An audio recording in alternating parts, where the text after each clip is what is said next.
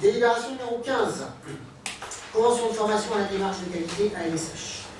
Vu le Code général des collectivités territoriales, vu la proposition de convention pour la réalisation d'une formation intitulée Action à la démarche qualité au sein du service municipal infractionnel, vu l'exposé du rapporteur, le conseil municipal à travers délibéré approuve la convention annexée à la présente délibération, autorise le maire à signer la convention avec la société AXAID. Donc on vous a transmis la convention. Donc c'est une démarche assez importante qu'on engage, qui est à la fois une démarche de formation et à la fois une démarche de qualité, en vue peut-être, on le verra, tout comme on l'a fait, mais j'en parlerai tout à l'heure, je le détaillerai tout à l'heure, sur les crèches de l'Interco, en vue peut-être de créer un label sur une qualité d'accueil au sein des centres de loisirs. Est-ce que vous avez des remarques? Vous nous laissez 5 minutes pour la lire, la convention?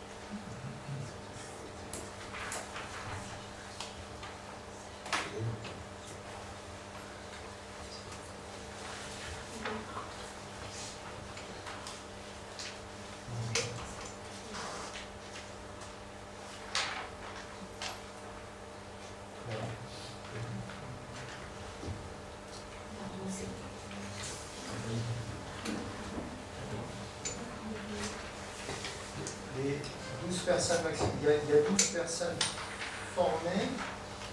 C'est 12 personnes par session de formation, c'est ça? C'est quoi? Il y aura 17 fois 12 personnes formées.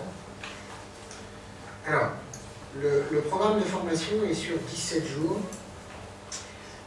et à chaque fois, le nombre de participants à chaque formation est de 12 maximum. En fait, il faut raisonner en termes de nombre de jours complets pour le service, mais je vais laisser Céline répondre, ce sera plus... La formation, elle est pour l'ensemble des agents du service municipal enfant jeunesse, à la fois l'équipe de direction et les animateurs. Il va y avoir aussi d'intégrer les responsables de cantine qui travaillent sur le temps du midi avec l'équipe d'animation et les ADSEN. Alors, pas l'ensemble des ADSEN puisqu'on ne peut pas prendre un groupe complet. Et voilà. Et donc effectivement, il y aura 17 jours.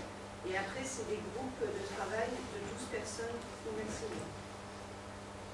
D'accord. Et chaque formation dure un jour.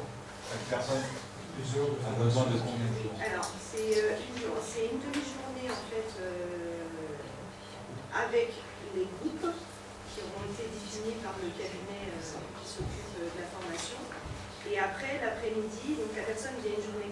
l'après-midi, elle poursuit son travail avec l'équipe de direction pour les procédures à mettre en place, travailler sur ce qui a été fait avec le groupe. Donc la personne vient en journée complète, et la formation pour les agents, c'est une demi-journée, et après elle reste l'après-midi pour travailler sur ce qui a été vu le matin avec le groupe, et puis avancer avec l'équipe de direction. Une demi-journée de 4 heures 4 heures Juste une question, les agents seront en formation qui assurera le service? C'est hors temps de présence sur les accueils. Donc, en fait, les agents ne sont pas utilisés dans le service le matin pour ceux qui sont en garderie à 8h30 et 9h. Et Du après, coup, les agents ils devront quand même récupérer ce temps de formation Ce temps de formation sera compris dans leur temps de alors, il y travail. a déjà des heures qui sont comprises dans leur planning, des heures de formation. Et donc après, il y aura effectivement des heures qui seront effectuées en plus et qui seront récupérées. C'est un effort de la collectivité pour mieux former nos agents. Donc ça coûtera effectivement plus d'argent, mais c'est nécessaire. Le groupe ne sera jamais 12 personnes en fait, s'il y a des nécessités de service. Ce que je viens d'expliquer que la formation se fait en dehors du temps sur lequel ils sont présents. Par exemple, on ne fait jamais de formation le mercredi, puisqu'on sait que les animateurs sont sur place en activité. Concernant les jours de récupération, les agents pourront choisir les jours de récupération qu'ils souhaitent.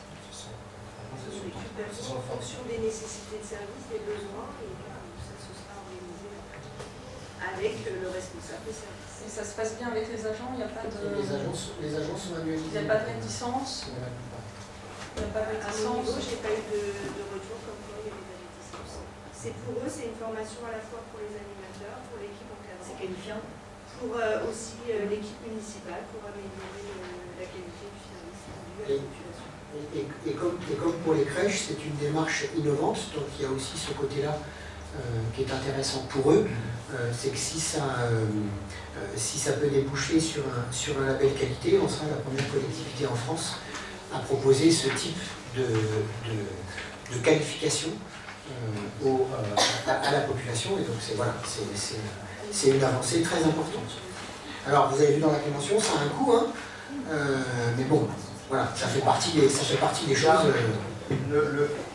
La somme est à la marge, mais juste pour comprendre, parce qu'à un moment donné, la dernière ligne du tableau que vous avez transmis dans la convention au verso, il y a hôtel, restauration, forfait, 120 € par jour. Après, on a sur la même ligne qu'il y a 25 € x 17. On peut imaginer que c'est un repas. 25 repas. 17 repas, excusez-moi, de 25 €. Et la ligne juste en dessous, c'est le déjeuner du formateur est pris en charge par l'établissement. J'ai pas compris en fait ça. L'intitulé de la formation, on peut imaginer que c'est un truc type quand il se déplace, mais on lui paye son repas du midi 25 € et on lui donne quand même à manger. Moi je comprends ça comme ça. Oui, voilà. J'imagine que c'est pas ça. Mais... En fait, le forfait que vous avez, c'est pas du tout pour l'hôtel, puisque la personne vient de Paris. Oui, d'accord. Les 25 € c'est un forfait, effectivement, pour le déjeuner du midi, et c'est juste une ligne qui dit que dans la totalité du coût, il y a effectivement ces 425 € qui sont pour les frais de repas de la formatrice. D'accord. Il mangera à l'extérieur, pas à la cantine par exemple, ou quelque chose comme ça. Donc il y a la ligne en dessous. Ok, d'accord. Très bien. Il pose des problèmes du coup. Alors, c'est pas clair. c'est très très bien de former les animateurs, de viser la qualité, le label et tout ce qui s'ensuit. Par contre, on voulait vous alerter sur une chose, c'est qu'on a énormément de retours ces temps-ci, et depuis la rentrée, sur la dégradation de la qualité des services. Donc, on ne sait pas à quoi c'est dû. Là, on a l'inverse, donc c'est problématique. Oui, alors j'en doute pas. Mais apparemment, l'encadrement des enfants est très difficile et il n'y a pas assez de personnel pour les encadrer. Donc, vous allez voir la question que vous avez posée tout à l'heure. Alors encore une fois, je suis désolé, mais je pense que vous avez été extrêmement mal renseigné. Je pense que, ou alors les gens vous mentent hein, quand ils vous donnent des chiffres. Parce que j'ai des chiffres tout à l'heure sur les. Vous avez posé une question sur les études, vous verrez.